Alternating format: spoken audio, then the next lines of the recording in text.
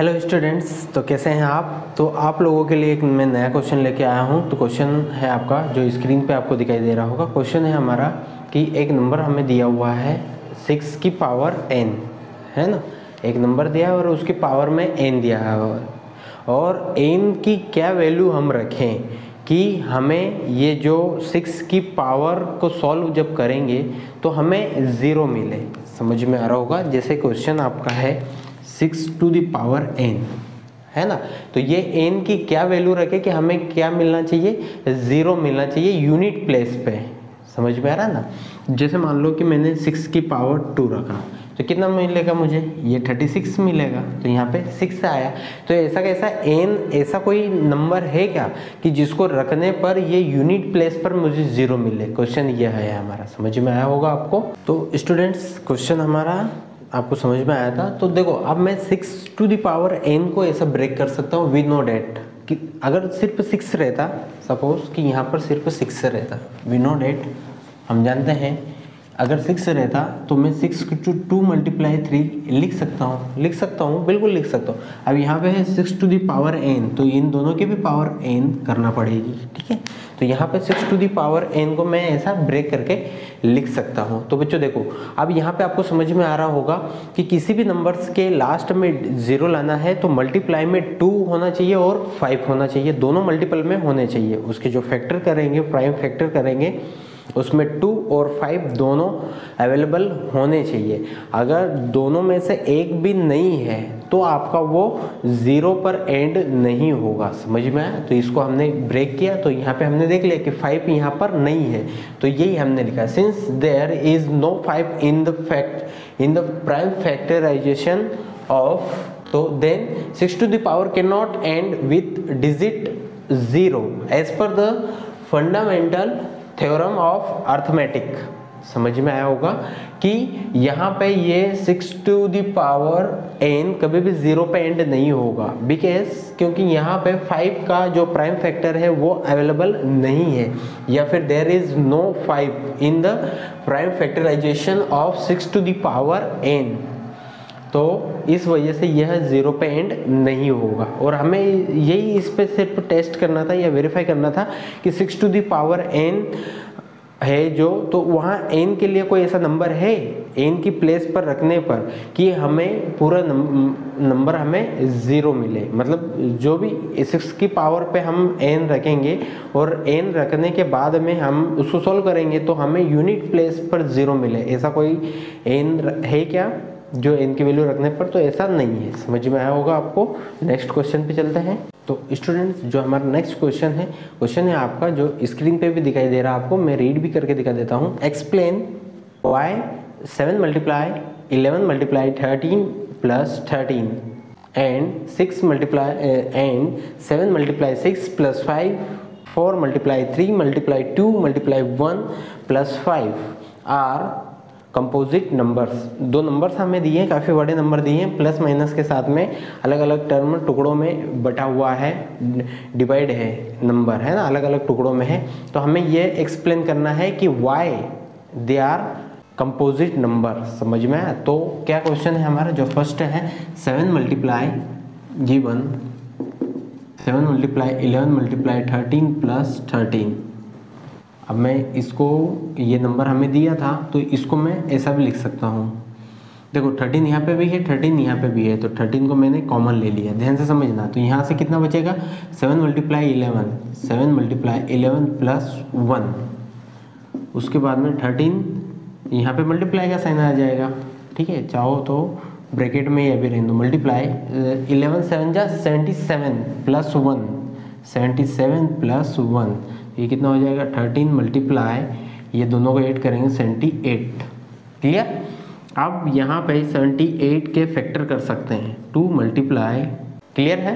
तो देखो जो कंपोजिट नंबर होता है, कंपोजिट नंबर की डेफिनेशन होती है it's divide two more than 2 numbers. ऐसा नंबर्स जो 2 से ज़्यादा नंबर से डिवाइड हो वो आपका कंपोजिट कहलाएगा। समझ में आएगा? बिल्कुल सिंपल से डेफिनेशन मैंने एक 1 वर्ड में आपको एक्सप्लेन करके दिखा दिया।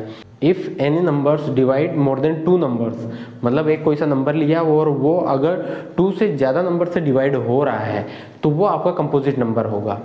क्लियर? अब वो 2 से ज़्यादा नंबर से डिवाइड हो रहा है, इसका ये मतलब है कि उसके जो फैक्टर करेंगे, फैक्टर में 2 से ज़्यादा नंबर्स आना चाहिए। तो देखो यहाँ पे फैक्टराइजेशन में कितने नंबर आ रहे हैं? 3 आ रहे हैं, मतलब मोर देन 2 है, दिखाई दे रहा होगा, ये मोर देन 2 है। That's why this is the composite number. समझ में आया होगा आपको?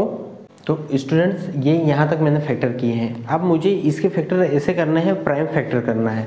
तो ये दोनों तो प्राइम है, 13 और 2, ये 39 प्राइम नहीं है, तो इसको भी प्राइम बनाओ। तो नेक्स्ट स्टेप में इसी को मैं इम्प्लाइज करके यहाँ कर देता हूँ। 13 मल्टीप्लाई 2 मल्टीप्लाई 3 से इसको कर दो 3 मल्टीप्लाई 1 3। समझ में आया? ये इसके फैक्टर है। अगर किसी को समझ में नहीं आ रहा है तो ये 72 के डायरेक्ट प्राइम फैक्टर कर लेना है ना, एक साथ ही कर लेना। मैंने ऐसे टुकड़ों में कर दिया है, ये भी चलेगा और ऐसे भी चलेगा, आगे पीछे भी, क्योंकि ओवरऑल तो जितने फैक्टर हो रहे हैं वो सारे आना चाहिए, कोई भी छूटना नहीं चाहिए। तो देखो ये सभी आ रहे हैं, इन सभी का आपस में मल्टीप्लाई करोगे तो आपको ये वाला नंबर मिल जाएगा। समझ में? तो the given numbers can be factorised in the prime factor. जो हमें नंबर गिवन था उसके हमें फैक्टराइज कर दिया है, उसको किस फॉर्म में? प्राइम नंबर्स के फॉर्म में। Bye fundamental theorem of arithmetic the given number is composite. क्यों कंपोजिट है समझ में आ गया आपको? क्योंकि इसके प्राइम फैक्टर किए और प्राइम फैक्टर जो किए हैं हमने वो मोर देन 2 होना चाहिए, है ना, 2 से ज़्यादा होना चाहिए। तो यहाँ पे तो ज़्यादा आ रहे हैं, कितने हो गए? 1 2 3 4 आ गए, चाहिए तो 2 आ गए 4। समझ में आया होगा? ऐसा कैसा इसका सेकंड पार्ट भी है, सेकंड वाला क्वेश्चन जो आप लोग कर सकते हैं। ओके स्टूडेंट्स, नेक्स्ट क्वेश्चन है जो आपको स्क्रीन पे दिखाई दे रहा है। Prove that 1/√2 is a irrational number. जो स्क्रीन पे आपको क्वेश्चन दिखाई दे रहा है 1/√2 इज अ इरेशनल नंबर। हमें यह बताना है कि जो 1/√2 है ये कैसा नंबर है? इरेशनल है। ओके तो स्टूडेंट्स ये क्वेश्चन करने के लिए, है ना, स्टार्ट करने से पहले हमें इरेशनल बताना है, तो हम इसका अपोजिट लेट कर लेते हैं। तो let us assume that 1/√2 is a rational number. हमें प्रूफ क्या करना है? इरेशनल। हम इसका अपोजिट लेके चल रहे हैं, हमने इसको लेट कर लिया है कि 1/√2 is a rational number. So 1/√2 is equal to a/b where a and b are coprime number. अब ये को प्राइम नंबर क्या होता है ये आपको पता होना चाहिए। को प्राइम नंबर उनको कहते हैं कि को प्राइम नंबर के लिए पेयर में नंबर चाहिए एक बार, और दूसरा ये कि दोनों पेयर में सिर्फ एक 1 नंबर ऐसा होना चाहिए कि जो दोनों को डिवाइड करे, 1, है ना। तो जो भी 2 पेयर में नंबर लेंगे वो दोनों को अगर ओनली 1 डिवाइड कर रहा है तो वो आपके क्या रहेंगे? को प्राइम नंबर। जैसे सपोज मैंने लिया 15 एंड 14। अब हमें क्या बताना है? मैं को प्राइम आपको समझा रहा हूँ, ध्यान से समझना। को प्राइम, तो को प्राइम नंबर वो होते हैं कि जो केवल पेयर में नंबर रहते हैं, जिनको दोनों नंबर्स को ओनली 1 डिवाइड करें। ठीक है, जैसे 15 और 4 एंड 15, तो इसके फैक्टर करेंगे तो कितना हो जाएगा? 2 फैक्टराइजेशन 2 मल्टीप्लाई 7 या 7 मल्टीप्लाई 2, और इसके फैक्टर करेंगे तो 3 मल्टीप्लाई 5। ये दोनों के फैक्टर समझ में आए होंगे। तो ये दोनों नंबर्स में फैक्टर करने के बाद में इनका जो HCF है ना, वो 1 आ रहा है। मतलब दोनों को सिर्फ 1 ऐसा नंबर है जो डिवाइड कर रहा है। ठीक है, बाकी अलग अलग नंबर से कर रहे हैं। इसको तो 7 कर रहा है, 2 कर रहा है, इसको 7 और 2 कर रहा है, नहीं कर रहा है, इसको 3 और 5 कर रहा है। तो दोनों को अलग अलग नंबर डिवाइड कर रहा है। सिर्फ ओनली 1 एक नंबर ऐसा है कि जो दोनों को डिवाइड कर रहा है, इसलिए ये क्या हो जाएंगे? को प्राइम नंबर। आपको समझ में आया होगा को प्राइम? तो को प्राइम नंबर आपको समझ में आया होगा। फिर आगे बढ़ो। अब हमारे पास यहाँ पे है कि इनका मैंने क्रॉस मल्टीप्लाई किया, b का मल्टीप्लाई 1 में किया तो b, √2 का मल्टीप्लाई a में किया तो √2a। क्लियर? अब ऑन स्क्वेयरिंग बोथ साइड्स, हमें क्या करना है कि दोनों साइड्स का स्क्वायर करना है। तो मैंने दोनों साइड का स्क्वायर किया, ध्यान से समझना। तो यहाँ पे हो जाएगा ये b का स्क्वायर और यहाँ पे इसका स्क्वायर, ये ऐसे होता है स्क्वायर। तो यहाँ से ये b square as it is, ये स्क्वायर यहाँ पे भी आ जाएगा और ये स्क्वायर ये a पे भी आ जाएगा। आएगा? ऐसे ही होगा ना। अब ये स्क्वायर से अंडर रूट हट जाएगा तो कितना बचेगा रिमेनिंग 2 और a square as it is equation first. समझ में आया होगा आपको। फिर आगे बढ़ो। अब ये 2 और a स्क्वायर मल्टीप्लाई में इक्वल टू के इधर आएगा तो डिवाइड में आ जाएगा, ये डिवाइड में आएगा, b स्क्वायर डिवाइड 2। अब 2 डिवाइड्स b स्क्वायर, जो डिवाइड में है इसका क्या मतलब है कि ऊपर न्यूमरेटर वाले को वो डिवाइड करेगा, तो ये 2 डिवाइड करेगा किसको, b स्क्वायर को, देन 2 डिवाइड करेगा b को, है ना।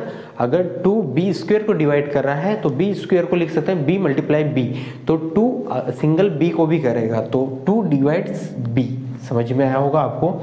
अब ये 2b को डिवाइड कर रहा है तो जब b को 2 डिवाइड करेगा तो कुछ नंबर मिलेगा, वो नंबर कांस्टेंट होगा, बिल्कुल होगा। सपोज 16 डिवाइड 2, तो 16 को 4 मल्टीप्लाई 4 लिख सकता हूँ। तो सिंगल जिसे मान लो कि 16 को 2 डिवाइड कर रहा है तो मैं क्या बोल रहा हूँ 16 डिवाइड 2, या फिर 4 का स्क्वायर ले लो, 4 स्क्वायर डिवाइड 2। तो इसका क्या मतलब है कि 2 4 स्क्वायर को डिवाइड करेगा, बिल्कुल कर रहा है, डिवाइड में है तो डिवाइड कर रहा है। तो ये जो 2 है ये सिंगल 4 को भी करेगा, 4 स्क्वायर को तो डिवाइड कर रहा है 2, सिर्फ 4 आ जाएगा उसको भी डिवाइड करेगा। देखो इसको डिवाइड करेगा तो कितना आएगा 2, और ये 2 क्या है, एक कांस्टेंट नंबर है। समझ में आया आपको। तो ये इसका कॉन्सेप्ट है। तो यहाँ पे मेरा कहने का मतलब ये है कि 2 डिवाइड्स b है, मतलब b को 2 डिवाइड कर रहा है, और डिवाइड करने के बाद एक कांस्टेंट नंबर मिलेगा। कांस्टेंट नंबर को मैंने c बोला, तो let b divide 2 is equal to c। अब यहाँ से ये 2 इधर डिवाइड में है, इक्वल टू के इधर जाएगा तो मल्टीप्लाई में, तो b इज इक्वल टू हो जाएगा 2c। तो b की वैल्यू कितनी आ गई 2c। समझ में आया होगा आपको। अब ये b की वैल्यू मैं कहाँ रखूँगा, इक्वेशन फर्स्ट में, फ्रॉम इक्वेशन फर्स्ट। तो इक्वेशन फर्स्ट क्या है, b square is equal to 2a। ये इक्वेशन फर्स्ट आपको दिख रही होगी, b square is equal to 2a square. अब यहाँ पे b की वैल्यू रखो तो ये कितना हो जाएगा 2c का whole square is equal to 2a square, तो ये हो जाएगा 4c square is equal to 2a square. समझ में आया होगा। अब यहाँ पे मैं क्या कर रहा हूँ, ठीक है, अब यहाँ पे मैं क्या कर रहा हूँ कि ये 4 जो मल्टीप्लाई में है इसको इक्वल टू के उधर में भेज रहा हूँ। समझ में आ रहा है ना। अभी ये क्या है, इधर मल्टीप्लाई में 4 मल्टीप्लाई c स्क्वायर, तो ये इक्वल टू के उधर जाएगा तो डिवाइड में, तो क्या बचेगा c square is equal to 2a square divide 4। समझ में आया होगा इतना। तो ये फिर से मैं स्टेप लिख देता हूँ, 4c स्क्वायर 2a। अब यहाँ से मैं 4 को इक्वल टू के इधर भेज रहा हूँ तो c स्क्वायर हो जाएगा 2a स्क्वायर डिवाइड 4, तो c square is equal to हो जाएगा, ये कैंसिल आउट हो जाएगा, 2 1 जा 2, 2 2 जा 4, तो 2 टाइम कैंसिल होगा, तो a स्क्वायर डिवाइड 2। इसका क्या मतलब है कि 2 divides a square then 2 divides, okay. तो देखो बच्चों, आपने यहाँ पे देखा होगा जो 2 है वो a को भी डिवाइड कर रहा है और 2 b को भी डिवाइड कर रहा है। समझ में आ रहा है ना। 2 जो है वो a को भी डिवाइड कर रहा है और 2 b को भी डिवाइड कर रहा है, a and b। thus a and b have a common factor 2, है ना। a और b में कॉमन फैक्टर क्या आ गया 2, और मैंने पहले क्या बोला था कि को प्राइम नंबर लेना है a और b को। को प्राइम का मतलब है कि दोनों को ओनली 1 डिवाइड कर रहा है, तो यहाँ पे 2 भी कर रहा है, दोनों में कॉमन नंबर आ गया, कॉमन फैक्टर है। इसका क्या मतलब है कि वो दोनों को डिवाइड कर रहा है। तो स्टूडेंट्स, आपने देखा है कि यहाँ पे a और b में 10 a and b have a common, है ना, और हमने a और b को प्राइम लिया, तो को प्राइम लिया मतलब दोनों में कॉमन फैक्टर ओनली 1 होना था, है ना। यहाँ पे 2 आ गया है, तो ये हमारा कॉन्ट्राडिक्शन आ गया है, तो हमें ये लिखना पड़ेगा, है ना। क्यों हुआ है this contradiction, the fact that a and b have no common factor other than 1. This contradiction has arisen because of our incorrect assumption that 1/√2 is rational. तो यहाँ पे या फिर हमने जो अज्यूम किया हुआ था वो हमने गलत अज्यूम कर लिया था, इस वजह से ये हुआ है। 1/√2 is a rational number. 1/√2 is a rational number, hence 1/√2 is a irrational number।